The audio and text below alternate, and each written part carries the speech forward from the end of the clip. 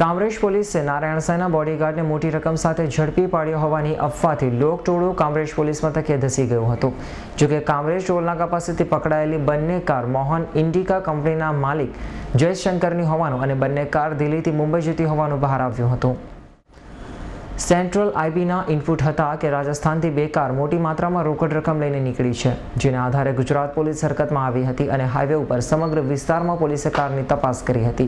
ત્યારે national highway ઉપર car દેખાતા વડોદરાના રેન્જ આઈજીની ટીમની બાતમીવાળી કારનો પીછો કરતા સુરત પોલીસની હદમાં આવી ગઈ હતી અને સુરત પોલીસને જાણ કરતા સુરત પોલીસ હરકતમાં આવી હતી અને બાતમીવાળી રેન્જ રોવર અને લેન્ડ રોવર કારને કામરેજ ટોલનાકા નજીક ઝડપી પાડી ગ્રામ્ય ડીવાયએસપીની કચેરી લઈ ગયા હતા, જ્યાં ગાડીની તપાસ કરતા તેમાંથી એક પિસ્તોલ અને એક રિવોલ્વર સાથે 4 ઇસમોને પકડી પડાયા હતા, જ્યારે મોટી માત્રામાં કેશ પણ મળી હોવાનું જાણવા મળ્યું છે.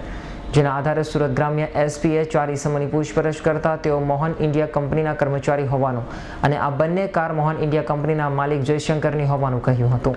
જ્યારે આ બંને કાર દિલ્હીથી મુંબઈ લઈ જતા હતા અને વધુમાં સુરત રૂરલ એસપીના જણાવ્યા મુજબ NSCL સ્કેમમાં મોહન ઇન્ડિયા કંપનીનું નામ બહાર આવતા જ આ કંપનીની બંને કાર મુંબઈ ખાતે રૂપિયા જમા કરાવવા માટે જતી હતી.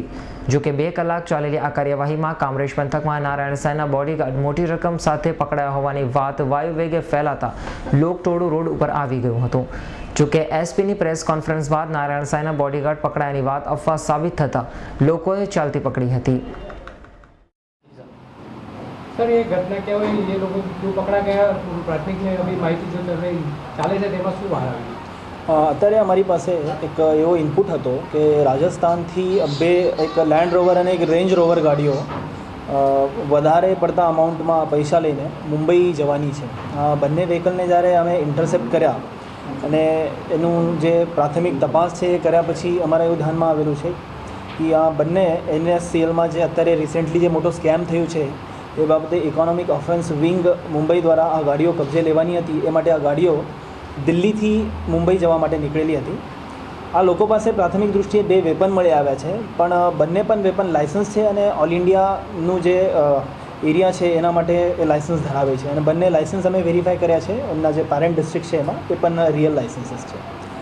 એ સિવાય જે મોહન ઇન્ડિયા નામની કંપની હતી જેના NSCLમાં સ્કેમમાં જેનું નામ ચાલે છે, જેના જયશંકર કરીને જે ઓનર્સ છે એમની આ ગાડીઓ છે અને એ ત્યાં સીઝ કરવા માટે EOWમાં જાય છે. EOWના અધિકારીઓ સાથે અમારી વાત થઈ ગઈ છે અને આ વાતને ત્યાં પણ પુષ્ટિ મળે છે.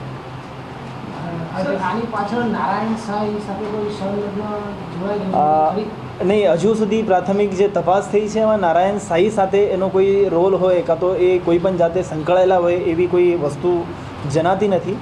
કારણ EOWના અધિકારીઓ સાથે પણ વાત થઈ છે અને આ કમ્પ્લીટલી એક જુદા એવો મેટર છે જે NSCLમાં રિસેન્ટલી જે સ્કેમ થયું છે એનાથી રિલેટેડ આ મેટર છે. મોહન ઇન્ડિયા નામની કંપની છે, એની પ્રોપર્ટી જે સીઝ કરવાની પ્રક્રિયા ચાલે છે એ પ્રક્રિયા મુજબ આ ગાડીઓ સીઝ કરવાની છે.